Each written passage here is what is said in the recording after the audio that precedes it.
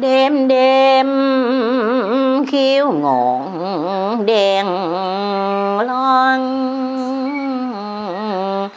nhớ chàng quân tử thở than mấy lời. Mong chàng chẳng thấy chàng ơi,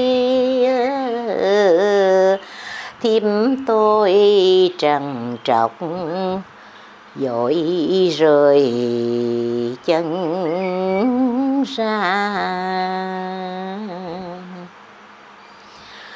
Nhạc trong lên đã xế tà, đêm khuya khuất con gà gáy sang canh.